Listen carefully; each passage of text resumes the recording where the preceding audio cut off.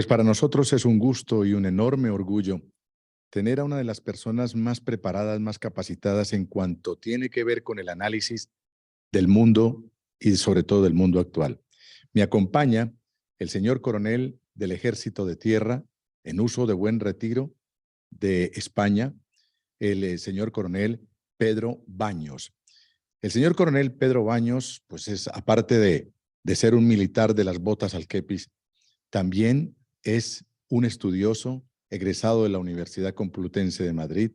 Tiene muchas maestrías. Cuando digo muchas, no quisiera quedarme corto, pero es un hombre que le ha dedicado parte de su vida a prepararse, a cultivarse, a estudiar, y tiene un área específica que es la que le mueve su entusiasmo y su interés, y es la contrainteligencia, la seguridad nacional, la geopolítica, la geoestrategia, la geoeconomía. Es decir, es un hombre enterado del acontecer mundial.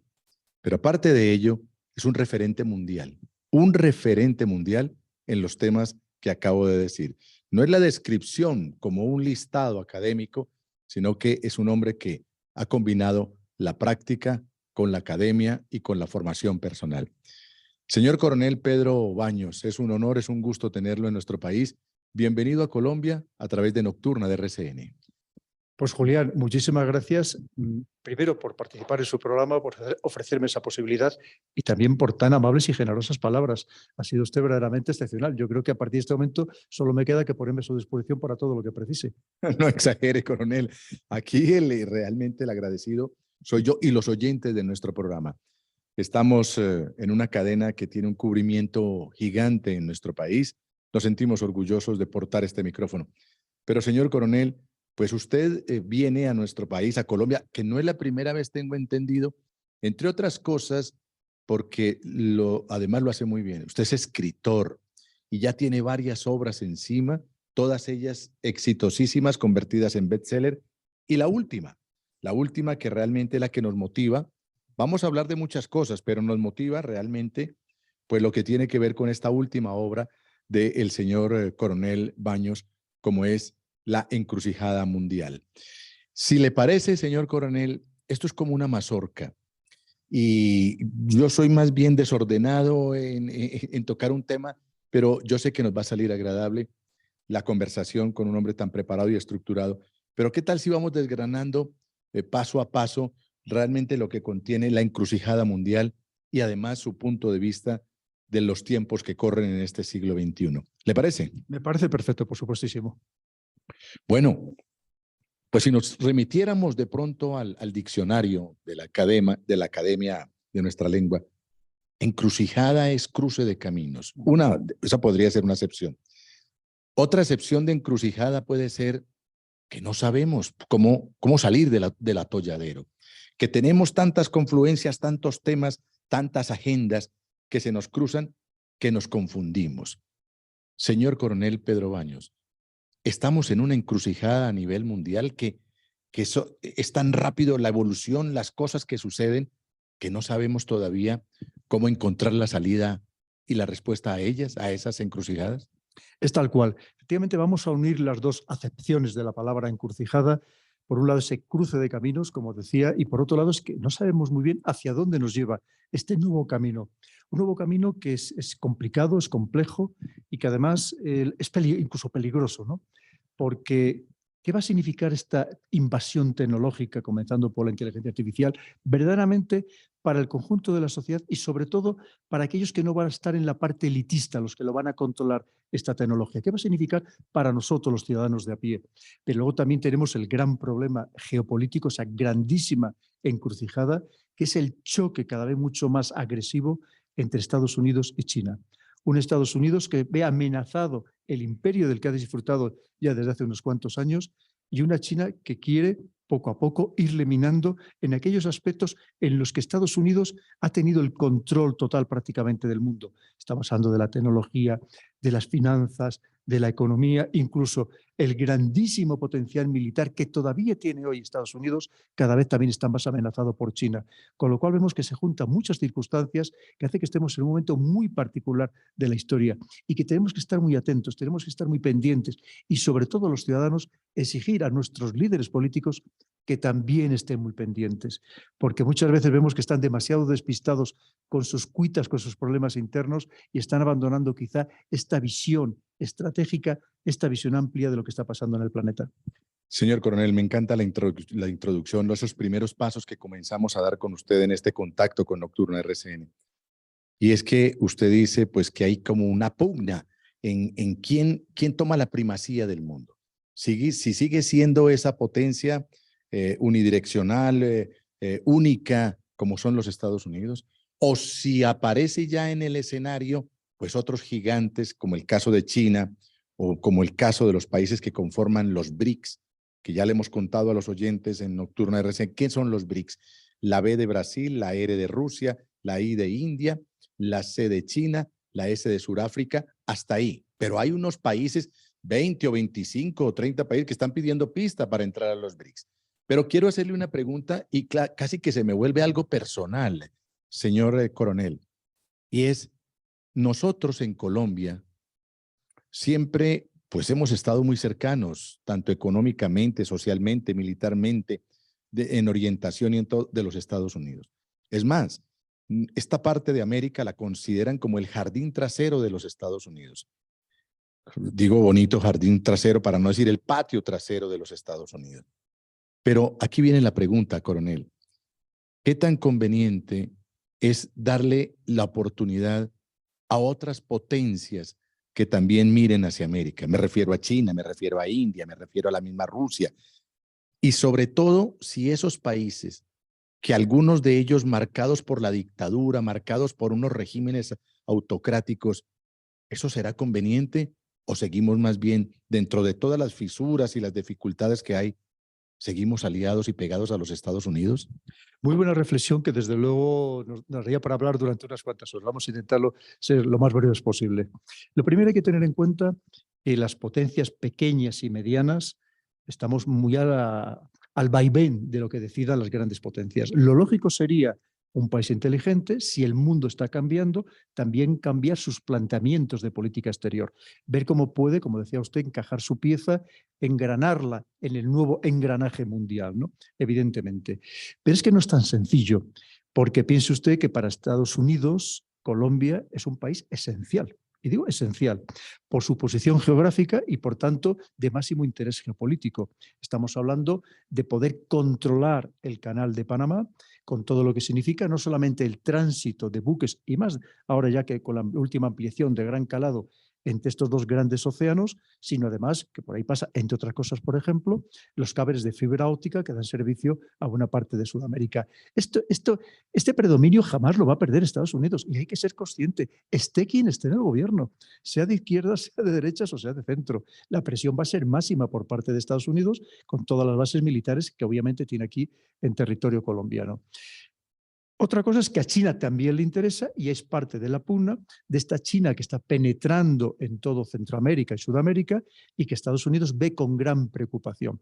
De momento es una penetración económica básicamente, pero también puede llegar a ser militar. Y vemos ahora mismo la preocupación que tiene en que, por ejemplo, en Argentina, China llega a instalar bases militares. Es que vemos que es un momento de tensión máximo. Entonces, una cosa es lo que nos gustaría a los países y otra cosa es lo que nos van a dejar hacer estas grandes potencias. Y en este caso, Estados Unidos, que sigue con esa aplicación de su doctrina Monroe, de América para los norteamericanos, más que para los americanos. O sea que si le entiendo bien, señor coronel, seguiremos siendo colonia, seguiremos siendo protectorado de esta o de alguna otra potencia. Esa es la realidad, ¿no? Y además, mire, esto es como el boxeo. Cada uno tiene que pelear en su peso. Lo que no podemos es pretender ser súper ligero y pelear con un peso pesado, ¿no? Pero esto pasa igual. Y es verdad que hoy todavía aquí sigue habiendo una gran potencia, que obviamente es Estados Unidos, que como le digo, en su país en concreto tiene máximo interés. Y es verdad que hay otra potencia creciente, que es China, que también está intentando desbancar a Estados Unidos de ciertas partes del mundo, que le gustaría obviamente tener una penetración mayor en todo el continente americano, sobre todo por algo muy importante, porque no deben olvidar ustedes que ustedes son una verdadera despensa de todo tipo de recursos naturales. Y esa despensa es fundamental para el día de mañana. Uy, un momentico, pare ahí, por favor, señor coronel. Cuando usted habla de que nosotros somos una despensa, se me prende aquí maliciosamente una pregunta. En la actualidad tenemos un presidente enamorado por el combate del cambio climático. Es decir, está obsesionado que el mundo tiene que mejorar, y qué bueno que sea así, en cuanto a proteger la tierra. Pero no subyace ahí, yo siento malicioso, siendo mal pensado, permítame esa licencia, coronel, ¿y no cree usted que lo que hay es una orden de decirle, salga y pregone por el mundo que su país y tantos otros y quien lo escuche, no vaya a explorar, no vaya a sacar petróleo, no vaya a sacar gas, no vaya a sacar carbón? Nosotros tenemos la segunda mina más grande de carbón a nivel mundial a cielo abierto, que queda en el Cerrejón, en la parte más septentrional de nuestro país.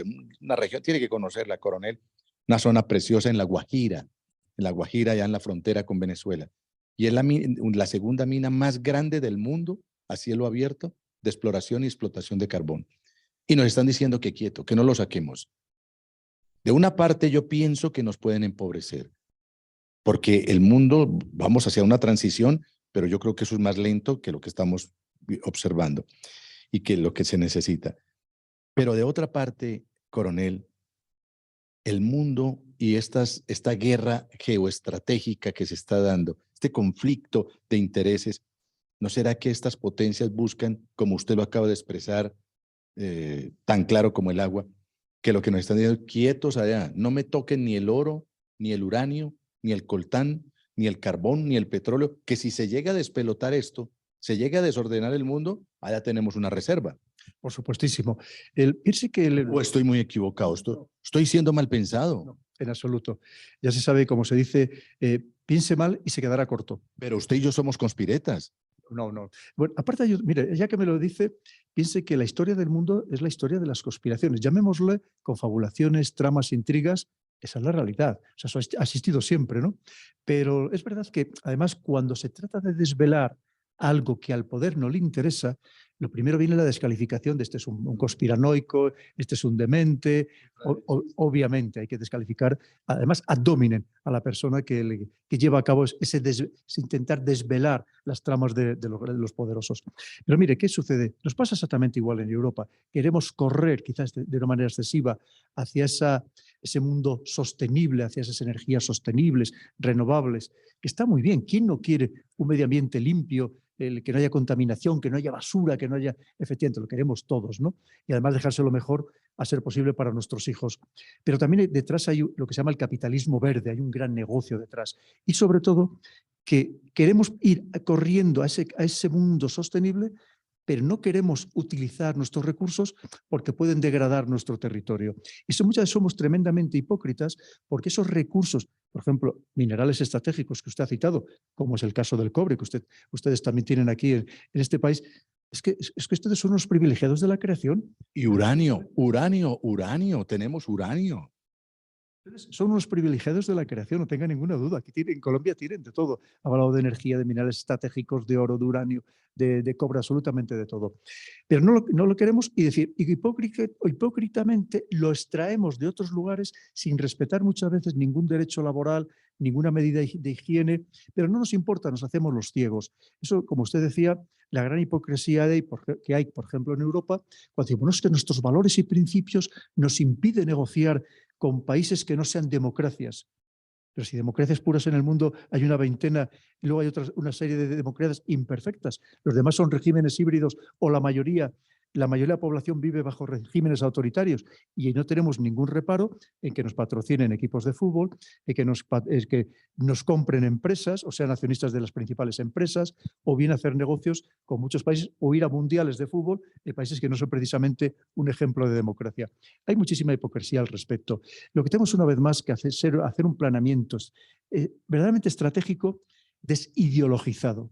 Me temo que hoy en día en muchas democracias hay un exceso de ideología y ese exceso de ideología impide una verdadera reflexión de pensar qué es lo positivo para el país, porque a lo mejor no se trata de destruir el país, pero sí que habrá recursos que sí que se podrían explotar en buenas condiciones. Lo primero, condiciones humanas, condiciones laborales y desde luego sin tampoco hacer un queso de Gruyère en todo el país.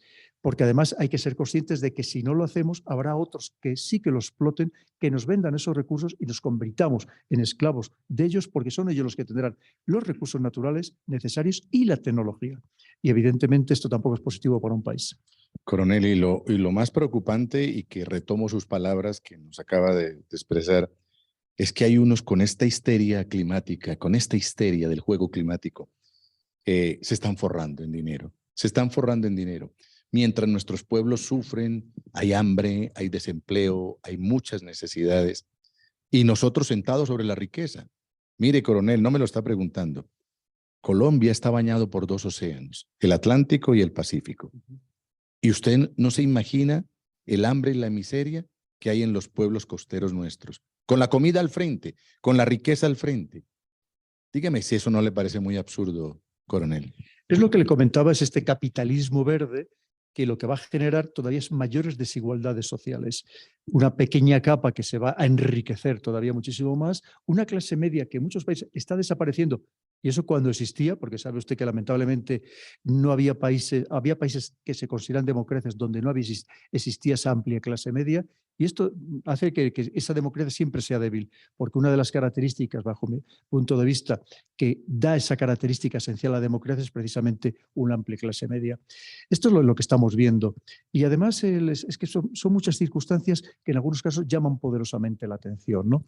Porque queremos correr una vez más, pero sin tener, a lo mejor, somos todavía demasiado niños y a lo mejor tropezamos y nos podemos caer de cara y hacernos muchísimo daño. Y sobre todo dejar a muchas personas al margen. Y mire, si me permite, hay otro tema que también debemos abordar. Cuando hablamos de energías sostenibles o renovables, estamos hablando de relacionadas íntimamente con la naturaleza, sea con el viento, el tema de los aerogeneradores, sea con el sol, el tema de la termosolar, las placas solares, pero la naturaleza es muy caprichosa.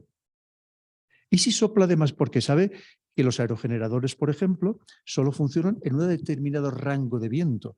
Si hace poco o hace mucho, el aerogenerador no funciona. Y hay veces que en Europa se ha dado casos de que ha habido exceso de viento y no se ha producido toda la energía eléctrica que se esperaba. Pasa igual con el sol. Puede haber, efectivamente, por lo que sea, desde un volcán que de repente lance muchas cenizas y con lo tanto no haya la misma capacidad, la intensidad lumínica y no se genera la misma energía eléctrica. Y por eso yo creo que lo inteligente es, de momento, hasta que estos sistemas estén mucho más perfeccionados, tener un backup, tener una reserva, que puede ser quemar gas en las plantas de ciclo combinado o incluso, si es necesario, quemar carbón. No debemos olvidar que hoy Alemania, un país también presuntamente muy avanzado en las energías renovables, está quemando carbón porque le volaron los gasoductos Nord Stream y no le ha quedado más remedio. Con lo cual siempre hay que tener, aunque sea, por lo menos no destruir esos sistemas, tenerlos como hizo Alemania de forma inteligente, tenerlos cerrados, poner un candado que simplemente sea quitar el candado y volverlos a reactivar. Porque muchas veces este exceso, casi obsesión por lo que se llama esta ecoansiedad, por llegar a este mundo tan sumamente perfecto, en muchos casos utópico, creo que a lo mejor nos puede perjudicar a nosotros mismos y sobre todo a partes importantes, capas importantes de la sociedad. Y ustedes los españoles sí que saben de eso, señor coronel, porque España a nivel mundial es uno de los países más avanzados en energías renovables. Y si esas energías renovables aportan un 20%, yo creo que estoy exagerando a todo el circuito eléctrico del país, de la península ibérica. O sea, no se ha conseguido, llevan ya ustedes muchos años invirtiendo y desarrollando. Pero yo lo que no sabía es lo que usted me acaba de decir, que si hay poco viento, no funcionan los aerogeneradores, los molinos. Y si hay mucho también. Si me permite, mire, es muy curioso porque hay veces que sacan, por ejemplo, en Twitter, se viraliza. ¿Qué cara dura es la empresa esta de electricidad que con el viento que hace y los molinillos están parados? Es que no pueden funcionar. Tiene que funcionar en un rango determinado de viento. Por eso le digo, es que además la naturaleza es imprevisible. Es que no sabemos la naturaleza que va a haber lo vemos, que es que el tiempo nos sigue sorprendiendo. Por más que se hagamos un pronóstico, hacer un pronóstico del tiempo a más de una semana vista, que seguro que nos vamos a equivocar, ¿no? Y pueden pasar muchísimas vicisitudes. Y por tanto siempre hay que tener ese backup, esa reserva, ¿no? Porque si no, efectivamente podemos correr demasiado perjudicando a los ciudadanos. Y además hay otra parte. Ha citado usted España. Enfrente tenemos a Marruecos, a 12 kilómetros. Si nosotros somos muy ecológicos, pero Marruecos no lo es, la contaminación nos va a llegar exactamente igual, por lo menos a una parte de España. Quiere decir que si esto no es una medida universal, sirve de muy poco. Cuando además es cierto que en el caso, por ejemplo, de Europa, somos poco contaminadores si lo comparamos con un Estados Unidos o con una China. Estados Unidos contamina muchísimo.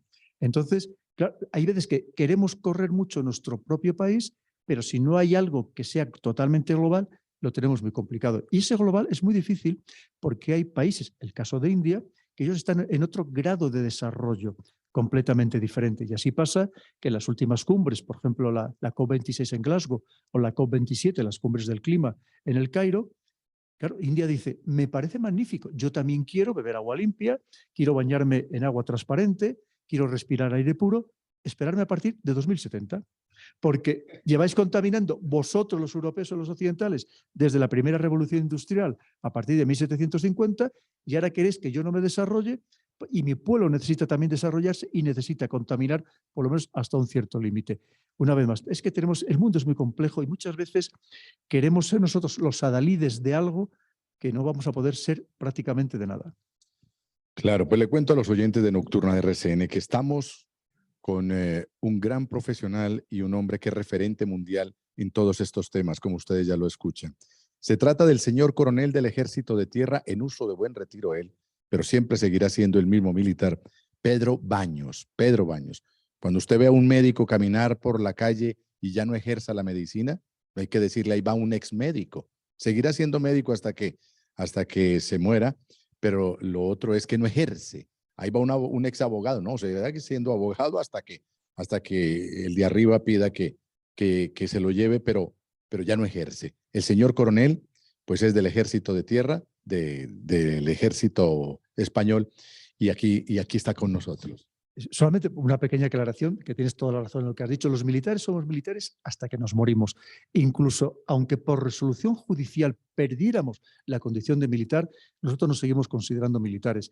Y el respeto es máximo. Yo cuando veo generales o personas, incluso coroneles, pero que son más antiguos que yo, que llevan muchos años retirados, yo les trato a todos con el máximo respeto como nos corresponde. Pero en mi caso concreto yo estoy todavía en la reserva. Sé que aquí no existe, pero es un paso intermedio antes de retirado. La reserva significa que estoy en mi casa, por así decirlo, pero preparado para que en caso necesario, a las órdenes del ministro o ministra de Defensa o del presidente, presidenta del gobierno, me llamen a filas en caso de que fuera preciso, que esperemos que no, porque significaría que la situación es delicada. Aunque es verdad que hay algunos destinos que son propios de la reserva, incluso el agregado militar que hay, el español que hay ahora mismo aquí en Colombia está en situación de reserva, aunque ya va a terminar prácticamente dentro de unos días su destino aquí en Colombia. Simplemente por aclararlo, y por lo tanto, la diferencia que existe es que al estar en la reserva yo sigo sometido a las leyes militares. Y una de las imposiciones que tengo, que también me la hago a mí mismo, es de que no podemos postularnos en ningún caso en política nacional, ni con respecto a ninguna siglas, ni con respecto a ningún político en concreto. Pues queda hecha la aclaración, pero lo otro es que si lo llegan a llamar, pues llamarían al mejor, al más preparado, al señor coronel Pedro Baños, egresado de la Universidad Complutense de Madrid, de otras instituciones de educación superior y sobre todo experto en contrainteligencia y ha estado en misiones de colaboración y de apoyo en la Unión Europea y en algunos otros países. Señor coronel, en su libro, La encrucijada mundial, usted trata de que el sistema actual está haciendo agua, que tiene muchas fisuras y que de pronto ha llegado el momento de replantear la forma como se están gobernando los países en la actualidad. Eso lo leí, lo trae su libro. Mire, voy a contar el caso español, pero en los días que ya llevo aquí en nuestra querida América, en nuestra querida Hispanoamérica, veo que los problemas son exactamente los mismos. Problemas de corrupción, de nepotismo, en todos los países en general, ¿no?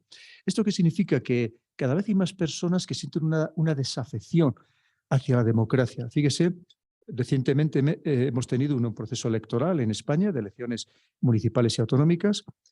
La abstención ha llegado al 35%, la segunda mayor abstención en la historia de España. Esto es verdaderamente terrible, porque si las personas, los ciudadanos, dejamos de creer en la democracia tiende a desaparecer. Y creo que la democracia se debe reinventar, que en cierto modo está muy desprestigiada por culpa de algunos políticos, no de todos, evidentemente, y los vemos casos constantemente. Que es cierto que son tantos que casi los ciudadanos estamos insensibilizados ante ellos. Pero es verdad que esa insensibilización hace que también no creamos ya en la democracia. Esto es terrible, sobre todo porque hay otra parte del mundo, que como usted citaba muy bien antes, que vienen con sistemas autoritarios que además se venden, se ofrecen a sí mismos como mucho mejores que la democracia o que pueden satisfacer mejor las necesidades de los ciudadanos. Por lo tanto, o reinventamos la democracia, fortalecemos la democracia y lo primero, necesitamos otros líderes políticos en democracia o que sepamos que podemos llegar a perderla. Señor coronel, en ese campo, pues uno pensaría que todos estos ejercicios políticos son muy pendulares. Están aquí, luego van y luego regresan. Y lo que uno está, lo que un observador con ojo de buen cubero puede llegar a mirar es que estamos, como usted lo dijo al inicio de este contacto con Nocturno de RCN, estamos muy ideologizados y ha aparecido esa ideologización por encima del pragmatismo. Yo me aprendí aquí en mi programa que para gobernar relativamente bien, que un hombre llegue a ocupar, hay dos sitios, señor coronel, donde no se puede llegar a improvisar. Uno es el quirófano. Usted no puede coger un bisturí a ver cómo le opera la próstata a una persona sin saberlo. Y el otro sitio es la silla presidencial. Hay dos sitios donde no se puede improvisar. Y lo que estamos observando es una gran improvisación en todo esto. Y yo me aprendí algo, que para ser relativamente un buen gobierno hay que tener un alto grado de sensibilidad social, uno. Dos, hay que tener una racionalidad política. Y tres, un pragmatismo económico. Y eso, yo observo que por lo menos esos tres elementos de tipo teórico están ausentes en los gobiernos, por lo menos en lo que tiene que ver con nuestro vecindario y con nosotros mismos. Mire, coincido plenamente con usted. Yo añadiría lo que yo llamo las 4 Es, que debería satisfacer cualquier político. Que hablamos de ética, estética, épica y eficiencia. Ah, pero qué bonito es eso. Y mete usted la ética, que filosóficamente la tienen un poco arrumada, pero la ética, ¿sabe por qué tenemos guerra en Colombia, señor coronel? ¿Sabe por qué no hemos conseguido la paz? ¿Por qué hemos desangrado entre nosotros mismos en esta guerra fratricida que la tuvieron ustedes en el 36, en la Guerra Civil Española, del 36 al 39? ¿Sabe por qué? Porque no tenemos posturas bonitas, no tenemos posturas estéticas. Sí, pues eso se puede traducir en honradez, transparencia, vocación de servicio y todo ello adornado con una buena gestión, que muchas veces es lo que nos falta. Porque lo que necesitamos son personas que tengan conocimientos de aquellos sectores que van a liderar, pero que además sepan gestionarlo, no solamente tener conocimientos. Y muchas veces los ciudadanos somos excesivamente ingenuos a la hora de elegir a nuestros dirigentes. Pensamos que cualquiera puede servir. Como usted ha dicho, ahí en España hay quien ha dicho, he llegado a ministro, yo no sé de esto, pero ya aprenderé. No, perdona, ahí hay que llegar aprendido. O sea, ¿cómo puedes llegar a aprender en 4 años que no te va a dar siquiera tiempo? ¿No? Porque lo primero es que van a estar más preocupados de su propia supervivencia, a ver si repite mandato o a ver si no le mueve la silla, incluso alguno de su propio partido, que verdaderamente aprender sobre eso que debería estar absolutamente bien aprendido. Y esto lo estamos viviendo en general en todos los sistemas democráticos, ¿no? Y además incluso con políticos también muy infantilizados, y que, como usted decía, les falta seriedad, les falta rigor, les falta ser verdaderos estadistas, hombres y mujeres de Estado, que es lo que nos está faltando, con esa vocación de ver cómo pueden mejorar, no para las siguientes elecciones, sino para las siguientes generaciones. Permítame ser imprudente e impertinente con usted, atravesármela de esa manera tan grosera, pero es que usted me pica la lengua, coronel, y es esto, tenemos políticos no estadistas, son ganadores de elecciones, y en manos de una persona sin ese talante y esa estatura estadística de Estado que se requiere, pues nos llevan por la calle de la amargura. Y sobre todo porque tenemos que entender que hay otra parte del mundo, esos sistemas autoritarios, donde sí hay líderes que además curiosamente, son mucho más queridos mayoritariamente por su pueblo que nuestros propios líderes europeos, que en la mayoría de los casos no alcanza ninguno ni siquiera el 5 de popularidad. Y claro, y además líderes que sí que tienen esa mentalidad de Estado, porque entre otras cosas no tienen la servidumbre o la característica de las democracias de esta alternancia política, que como usted ha dicho muy bien, que cuando un político gana las elecciones, su primer objetivo a partir del día siguiente es volverlas a ganar, repetir. Claro, esto no puede ser. Hay algo aquí que nos está fallando, que nos está perjudicando a todos, ¿no? Y que tiene sus ventajas la democracia, sí, pero desde luego tenemos que ver cómo le damos una vuelta para poderla mejorar en todos los aspectos. Y lo que sí está claro es que no podemos seguir eligiendo al menos malo, como muchas veces vamos a votar, como decíamos en España, tapándonos las narices. No, tenemos que ir a votar al mejor, al que creamos que verdaderamente va a hacer un bien al país en su conjunto, para todos y cada uno de los ciudadanos. No pensemos aquel que pueda hacer menos perjuicio al país. Señor coronel, hay una cápita en su libro. El libro se llama, queridos oyentes de Nocturna RCN, La encrucijada mundial. Ese cruce de caminos o esas confusiones en las que a veces nos encontramos y no vemos la salida, pues el señor coronel no solamente se queda en la problemática, sino que más adelante, dentro de unos segundos, hablaremos de la solucionática. ¿Cuál desde su punto de vista puede ser la salida a esta encrucijada en la que se encuentra el mundo en la actualidad? Usted tiene una parte muy linda del libro y es el ser humano, la persona, porque hemos entrado y nos quieren llevar todo esto. En política no hay casualidades, coronel, hay causalidades, hay causalidades. Y entonces nos quieren llevar y han estructurado y han armado un discurso. Hay una palabra que a mí me produce erisipela, me produce un poquito de repudio, no porque sea fea o mala la palabra, sino por la forma como la han usado para degenerarla, y además creo que tiene un origen que para mí podría ser un origen espúreo, y es la palabra narrativa. Y esa narrativa, esa palabra la impone el Foro Económico Mundial, y un hombre que con el solo hecho de pronunciar su nombre me produce susto, que es el señor Klaus Schwab. Klaus Schwab, no sé cómo se pronuncia, porque además me aprendí que los idiomas foráneos se deben hablar orgullosa y patrióticamente mal. Entonces, el señor Klaus Schwab empezó a imponer la palabra narrativa. Bueno, pues nos han metido una narrativa que lo más importante son, por ejemplo, los animales, es la naturaleza, y quieren quitar del centro de la naturaleza y de la vida al ser humano, el antropocentrismo. Eso a mí me parece aterrador. Y usted, en este libro extraordinario, que alguien que no esté con usted y conmigo podría decir que es la Biblia de la derecha.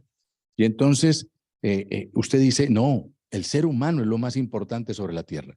Sí, ahora que menciona usted eso, también hay que me dice que soy comunista porque como abogo, por ejemplo, por la renta básica universal, cada uno lo interpreta a su manera. Este libro sobre todo es ver cómo todos en conjunto podemos mejorar la sociedad, al margen una vez más de las ideologías que, por cierto, como usted también decía, nos han polarizado en exceso. Nos ha convertido en hooligans políticos porque les interesa, porque es una manera de tener garantizado un apoyo, pase lo que pase, cometan las mayores arbitrariedades o las cosas increíbles que muchas veces estamos viendo. El caos sostenido del que hablan ustedes, gobernar en el caos. Correcto. Pero mire, el tema es, ahí nos adentramos en lo que se llama la Agenda 2030. Estos objetivos de desarrollo sostenible, que obviamente tienen su parte positiva. ¿Quién va a estar en contra, una vez más, de que todo el mundo haya justicia social, que no haya guerras, que no haya hambre, que todos bebamos agua limpia? Por supuestísimo. Pero tenemos que entender efectivamente lo que subyace detrás. Podríamos hablar, porque yo hago una crítica siempre razonada, con muchísimas referencias, de incluso los que están a favor de la Agenda 2030, los que están en contra de la Agenda 2030 y luego mi propia crítica. Pero usted lo ha dicho muy bien. Una de las cosas que llama la atención en ese desarrollo de esos 189 metas, más allá de los 17 grandes objetivos, de dónde queda el ser humano. Resulta que hasta ahora siempre hemos considerado, además desde el punto de vista cristiano y católico, que el ser humano era el ser supremo de la creación, y ahora nos pone exactamente a la misma altura que cualquier otro animal. Si lo digo yo, que soy absolutamente amante de los animales y protector total de los animales, pero son animales, no son seres humanos, no son personas, y tenemos que ser conscientes de ello. Estamos quizá pervirtiendo eso a base de exagerarlo, ¿no? Pero, por ejemplo, le digo otra cosa. Para algo que para ustedes como colombianos y para mí como español es fundamental, es casi la base de nuestra sociedad, que es la familia. y no se menciona en ningún momento a la familia. Incluso muchas de las cosas parece que van en contra precisamente de la familia. Y no hablo solamente de la familia y del concepto tradicional. Oye, también hay otros modelos de familia que debemos, por supuestísimo, aceptar y respetar, ¿no? Pero no aparece la familia por ningún lado. Y así podríamos hablar de tantas cosas que hace que chirríe, porque al final lo que subyace es un globalismo que significa una élite que no cree en el Estado-nación, que quiere destruir el Estado-nación para controlar todo el mundo, no elegida democráticamente, que nosotros no vamos a saber ni siquiera quiénes son, pero que nos van a decir cómo tenemos que vivir, cómo tenemos que comer, cómo tenemos que alimentarnos, cómo tenemos que gastar energía. Pero si nos lo van a decir, pero no nos va a dar nada el ejemplo. Ellos van a vivir a otra dinámica completamente diferente. Evidentemente, ellos van a seguir con sus megayates, van a seguir con sus jets privados, y mientras nosotros vamos a tener todos que ir andando como mucho en bicicleta, ¿no? Para que nos demos cuenta de que siempre hay una perversión detrás de aquello que te lo vende como tan sumamente maravilloso. Y muchas personas inocentemente, que se ponen el pin, que no saben lo que significa de esta Agenda 2030, pero es que hay mucho dinero en juego también. Se está repartiendo mucho dinero, pero tenemos que entender que no todo es tan sencillo, y cuando hay alguien que te dice que va buscando el bien de la humanidad, siempre desconfiemos, porque las élites han buscado su propio bien más allá del bien de la humanidad, salvo que ese bien de la humanidad también les beneficiará incluso para incrementar su poder y su riqueza. Pues qué tal eso, señor coronel. Nosotros confiar en los que dicen que no maltratemos la naturaleza, que somos unos malos porque explotamos y exploramos petróleo, gas, oro, coltán, y ellos que presumen de ser los buenos son los que hacen las bombas nucleares, son los que hacen los aviones supersónicos, son los que hacen los cohetes los misiles transcontinentales y que van por encima de la estratosfera. Y esos son los que nos van a salvar. A eso, en manos de ellos, esos son los ángeles, los querubines que nos van a acompañar para salir adelante. ¿Qué discurso más mentiroso y más hipócrita? Totalmente hipócrita.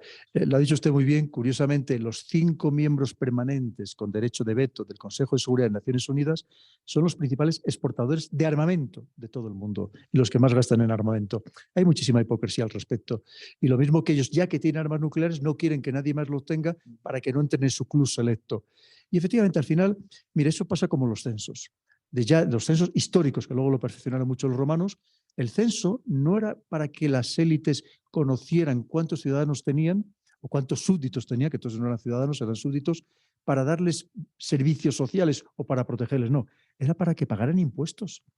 Y esto pasa igual. Muchas veces nos venden eso, la identidad digital, todo lo que significa para que todo, saber todo sobre nosotros, y no nos creamos que esto va a ser exclusivamente para ver cómo nos benefician, va a ser cómo se benefician ellos muchísimo más, porque al final se trata de un básico control social como nunca había existido. Ya fíjese, si lo enlazamos ya no solamente con todo lo que significa el espectro electromagnético, con las CBDC, las monedas digitales de Banco Central, que ya va a ser el control total y absoluto sobre los ciudadanos. Señor coronel Pedro Baños, experto en geopolítica, hay un tema que yo creo que no vamos a poder ahondar en él aquí, en este contacto, en esta entrevista, pero que como militar que es usted, acudo a ese y como experto en todos estos temas, y es el tema de la guerra con Ucrania, entre Rusia y Ucrania, Ucrania y Rusia. Y a mí me parece de una perversión lo que subyace, lo que hay ahí, lo que marca esa guerra, a mí me parece perverso, me parece inhumano. Están llevando al último ucraniano a una carnicería, al último ucraniano. Están hablando supuestamente por un lado de paz y por el otro lado, cada vez que se avisora una posible reunión, una mesa de acuerdo para parar esa carnicería, lo primero que dicen es vamos a seguir ayudando a Ucrania y empiezan a mandar los tanques alemanes, los tanques norteamericanos, los aviones franceses, y empiezan, así vamos a parar la guerra, llenando eso de tiestos viejos, de maquinaria que lo que quieren es limpiar las bodegas para poder seguir la industria militar, fortaleciéndole con nuevas tecnologías, y lo que están sacando es el stock, sacando la existencia de hierros viejos, de fierros viejos, mandándolos donde no hay un ejército que sepa, un muchacho que pasa por una calle en Kiev que no sabe manejar venga para acá usted, venga, móntese en esta, pues un momentico, yo manejo taxi, pero no tanques de guerra. No, en 8 días Coronel, eso no es una infamia, ¿no le parece una infamia? Y entonces, ¿cuál ánimo de paz? ¿Cuál ánimo de paz hay de parar esa carnicería? Pues mire, efectivamente es un drama porque al final es un país que están destruyendo, una verdadera matanza de ucranianos, como usted bien ha dicho, y además una Europa que al final nos han metido a todos en una guerra, porque estamos sufriendo toda Europa las consecuencias de la guerra. Económicamente, España lo está pasando mal, los ciudadanos, al margen de que los políticos obviamente tratan siempre de venderte como que es todo maravilloso, pero el ciudadano de a pie está sufriendo muchísimo. Están aumentando las colas del hambre, han aumentado los tipos de interés, con lo cual hay muchas personas que ya casi no pueden pagar la hipoteca. En fin, son muchísimas cosas. Lo primero debemos decir que siempre condenaremos, evidentemente, la agresión, la invasión por parte de Rusia. No podemos permitir que se invadan países ni de uno ni de otro, de ninguno. Pero también es verdad que allí hay mucho más que un enfrentamiento entre Rusia y Ucrania. Es una verdadera guerra internacional. No voy a decir mundial, todavía no lo es, pero sí una verdadera guerra internacional, donde hay muchos intereses cruzados. Desde luego, la solución pasaría por reunirse, una vez más allá de Ucrania, Rusia, Estados Unidos y China, porque los tres tienen grandísimos intereses en esta guerra. Esta guerra está sirviendo para la otra parte, Rusia y China, para transformar completamente el mundo y, por tanto, transformar la economía mundial, que es lo que están pretendiendo ya más a pasos agigantados. Lo podríamos enlazar, si tuviéramos tiempo, con el tema de los BRICS, porque para la próxima reunión de agosto ya se han postulado 50 países para unirse, adherirse a los BRICS. Un segundito, señor coronel. Dice usted que en agosto de este año se van a reunir los BRICS y ya hay 20 pidiendo, 50 pidiendo fila para entrar a los BRICS. Para que nos demos cuenta de la transformación profunda que está sufriendo el mundo. Y todo esto, es verdad que ya era una tendencia que se venía manifestando desde hacía tiempo, pero lo está acelerando la guerra en Ucrania. Y además no hay voluntad de parar. Recientemente China envió a un enviado especial, que había sido una persona que había sido embajador muchos años en Moscú, para intentar llegar a algún acuerdo entre Zelensky y Vladimir Putin para por lo menos un inicio de negociación.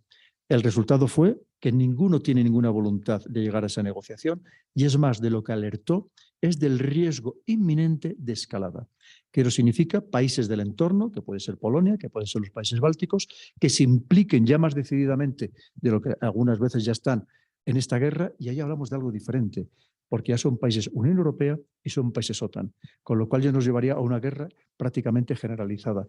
Y recordemos que detrás hay armamento nuclear.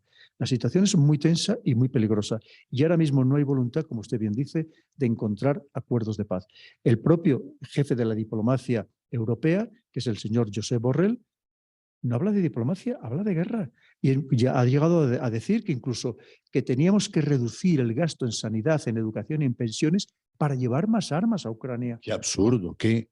Es demencial, es demencial. Es decir, yo no sé qué pretende, pero ¿sabe lo que hay? Es que detrás se está jugando mucho.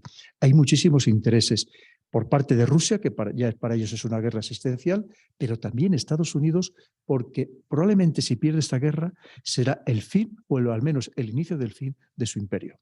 Y a eso agréguele que se nota un ambiente de desdolarización, Ya se habla del yuan, se habla incluso del rublo, o sea, moneda china, moneda rusa, y eso está cogiendo fuerza y uno nota, infortunadamente para nosotros en América, también un desespero por parte de los Estados Unidos que está en esa carrera loca de seguir en estas confrontaciones. Totalmente. Es que Rusia, simplemente Estados Unidos no puede permitir este proceso de ataque sistemático a su economía porque es lo que le da el verdadero poder. Y dentro de esa economía está precisamente el dólar, con lo cual este proceso de desdolarización que va avanzando a pasos agigantados le supone un riesgo, una amenaza absolutamente notable a Estados Unidos. Y es que no lo puede permitir. Todos aquellos que intentaron en su momento pequeños procesos de desdolarización acabaron mal. Pero claro, es que ahora se enfrenta a una China, y más una China respaldada una vez más por cada vez más países. Y el problema es que la historia nos demuestra que todos los imperios, todas las grandes potencias que se han visto amenazadas, que creen que le van a quitar el trono mundial, se convierten en peligrosísimas, Julián. Y ese es el riesgo al que nos enfrentamos el resto de la humanidad, porque no sabemos exactamente en qué puede degenerar esto. La solución pasaría, obviamente, porque llegaran a algún acuerdo, se sentaran a negociar, China y Estados Unidos, en cierto modo, se repartieran el mundo, siguieran teniendo relaciones comerciales, pero me temo que ahora, por lo menos hoy, a día de hoy, esa no es la política ni de unos ni de otros. Y solamente tenemos que ver lo que está sucediendo con el tema de Taiwán, donde cada vez las fricciones son mucho mayores. Señor coronel, me sorprende gratamente su claridad de lo que está haciendo, de lo que está sucediendo en el mundo. Es decir, es una radiografía perfecta, más allá de que alguien la crea o no la crea, pero es tan claro lo que usted nos dice que realmente pues sorprende y yo creo que los oyentes de Nocturna RCN están felices de escuchar ese diagnóstico del panorama que se vive. Y mire esto, señor coronel. Dolarizado está casi todo nuestro vecindario. Estoy hablando de Colombia, aquí de esta esquina de Sudamérica. Dolarizada está Venezuela, porque de alguna manera ha encontrado un respiro en su economía, dolarizando la economía. Entonces, dolarizado está Venezuela. Dolarizado está Ecuador, que es otro vecino nuestro. Dolarizado está Panamá, que es otro vecino nuestro. Yo no sé, no tengo mayores argumentos, pero ¿será que en Colombia a eso será hacia lo que vamos dentro de ese desespero? Porque cuando un mandatario está acorralado, el problema es que se radicalice. Cuando una nación está acorralada, el problema es que se radicalice y lo que usted acaba de decir y de pronto nos lleve a una tercera guerra mundial. ¿Será que vamos hacia la dolarización, señor coronel? Yo sé que usted no conoce internamente, está muy enterado de muchas cosas, pero de la menuda y la minucia de la economía colombiana de pronto no. Pero ¿será que ya con todo este vecindario dolarizado, esta isla, por qué va a ser la excepción? Sí, y además, claro, no solamente es que se utilice el dólar en la economía interna, sino piense que sobre todo lo que le da el poder a Estados Unidos es que se utilice el dólar para la mayoría de las transacciones internacionales y al 100% de todas las relacionadas con la energía. Pero es que esto ya no es así. Es decir, que va mucho más allá de que se use internamente, muchas veces por la debilidad de la propia moneda, se utilice el dólar dentro de los países. Pero es que estamos hablando de que además el dólar ha servido para que todo el mundo estuviera ansioso por tener bonos del Tesoro estadounidense y luego la otra parte es que se utilizara el dólar como la principal divisa de reserva en todo el mundo. Pero eso también ha dejado de ser así. Y además a pasos agigantados. Es decir, todavía queda mucho. Por ejemplo, Brasil, no lo hemos citado, también buena parte de su economía está muy dolarizada en el sentido de cómo lo emplea, pero resulta que cada vez está utilizando mucho más el yuan en las transacciones internacionales, cada vez muchísimo más, e incluso está empezando a desprenderse de dólares y lo está empezando a cambiar por yuanes. Que esto, el proceso, como digo, no a lo mejor no es para mañana, o sí, porque eso está avanzando tan rápido que hoy en día es imposible hacer un pronóstico de hasta dónde puede llegar. Lo que sí que es verdad es que Estados Unidos, no debemos olvidar, que se va a defender con uñas y dientes, con todo lo que ello significa, para que este proceso no termine de culminar, este proceso que quiere llevar a cabo China, porque evidentemente se lo está jugando todo. No debemos olvidar que Estados Unidos, el 15 de agosto de 1971, abandona el patrón oro. Y en realidad lo que vimos ahora es una moneda artificial, ficticia, esta moneda fiat, fiduciaria, que solamente está basada en la confianza. Y lo que pretende la otra parte es crear nuevas monedas que estén respaldadas en commodities, empezando por el oro. Esto es una transformación total. Pensábamos que esto ya nunca jamás iba a volver a suceder y está sucediendo.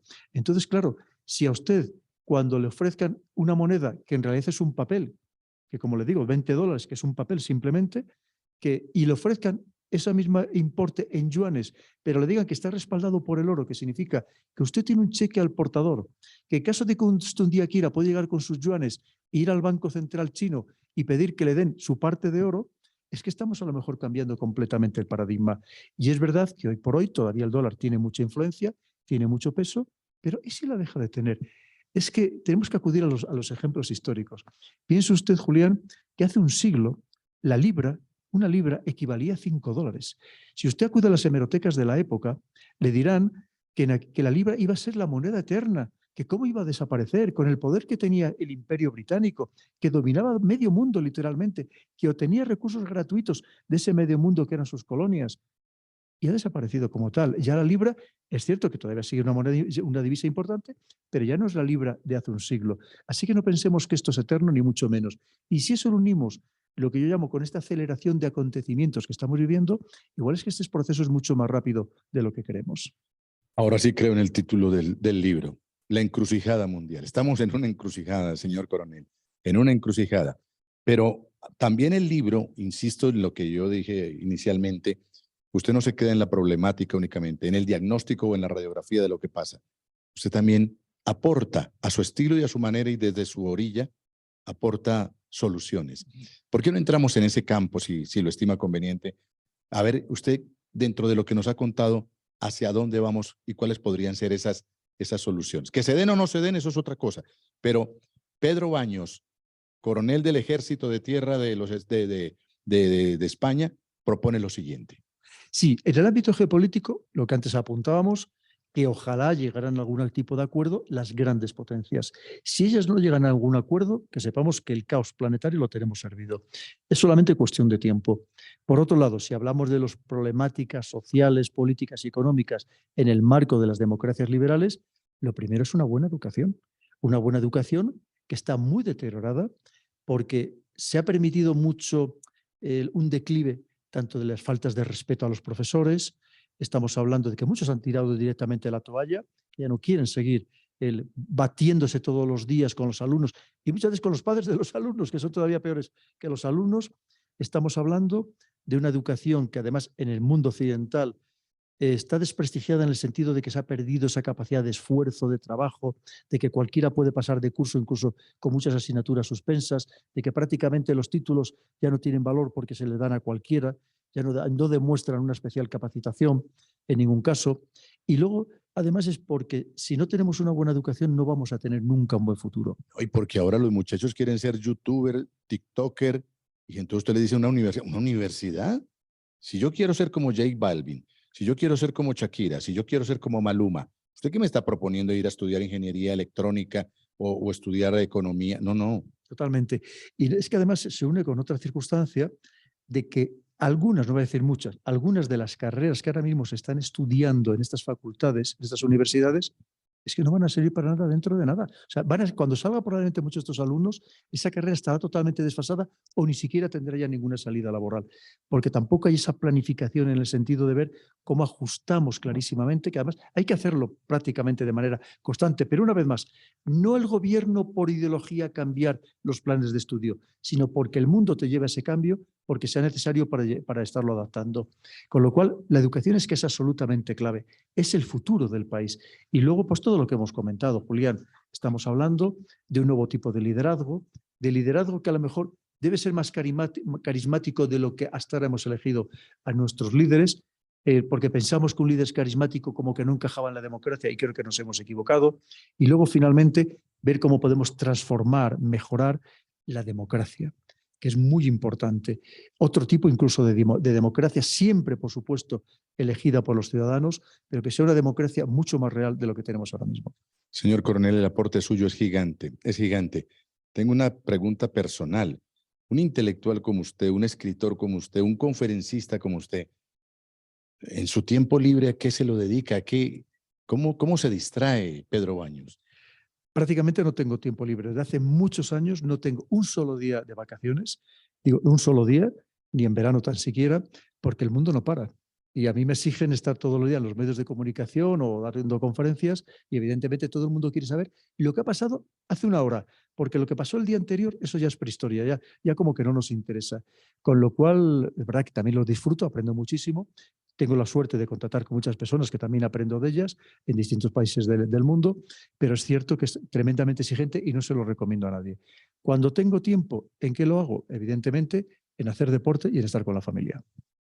Debe estar muy disgustada su señora con usted. Debe estar. Mi señora también trabaja muchísimo, es empresaria y trabaja incluso más que yo. Somos siempre, en mi familia hemos sido también muy trabajadores todos, empezando por mi padre, y vivimos en ese ámbito. Cada uno disfruta haciendo una cosa y nosotros somos, pues, como dicen en inglés, workaholic, ¿no? Somos excesivamente adictos al trabajo en toda la familia. Así que, además, como nos vemos poco, pues así nos llevamos mucho mejor. Señor coronel, para concluir, estoy leyendo una cita de Sócrates que la trae usted en su libro En la encrucijada mundial. Y dice Pedro Baños, bueno, no lo establece Pedro Baños, lo dice Sócrates, pero lo apunta acá. Y dice, no puedo enseñar nada a nadie, solo le puedo hacer pensar, dijo Sócrates. Y eso es lo que usted ha hecho con nosotros hoy, Sí. ponernos a mover las neuronas. Eso es. Uno de los objetivos del libro, además de mejorar sobre todo la sociedad para los más jóvenes, un libro dedicado muy especialmente a la juventud, es que se abran nuevos debates, pero nuevos debates serenos dentro de las sociedades, para ver cómo podemos avanzar y cómo podemos evolucionar. Porque creo que es lo esencial. Una vez más, pensar y debatir dentro de la democracia, es decir, de manera tranquila, de manera ordenada, de manera hasta elegante, porque es lo que necesitamos para mejorar como sociedad. Señor coronel del Ejército Español, Pedro Baños, muchas gracias por atravesar el Atlántico, por visitar nuestro país. Será usted siempre bienvenido, ya lo conoce, ya ha estado aquí entre nosotros. Yo no tenía el gusto y el placer de tenerlo tan cerca, pero lo otro es que extraordinario el libro, enhorabuena, felicitaciones por La Encrucijada Mundial. Todas sus obras son un bestseller y eso son un bestseller porque están enfocadas siempre a descubrir y a tocar y a tratar la verdad. Y eso se percibe en cada uno de los renglones cuando uno lee y devora sus libros. Señor coronel, siempre bienvenido a Colombia y a Nocturna, nuestro programa Nocturna de RCN. Pues como le decía al principio, Julián, quedo enteramente a su disposición porque ha sido usted extremadamente amable y un grandísimo profesional que lo denota en cada una de sus expresiones y de sus gestos. Y encantado de estar aquí en Colombia, que como les decía al principio, creo que son unos privilegiados, que la naturaleza les ha dado todo y que solamente necesitan pues, buenos políticos, buena orden, buena burocracia para precisamente poder disfrutar de todos estos dones que la naturaleza les ha dado. Un abrazo, coronel. Bueno, ¿viaja hacia dónde? ¿De Colombia va para dónde? Voy a Santiago de Chile. De Santiago de Chile, luego iré a Buenos Aires, de Buenos Aires a la República Dominicana, vuelvo a mi país, pero ya tengo otros previstos, otros viajes al extranjero casi de manera inmediata.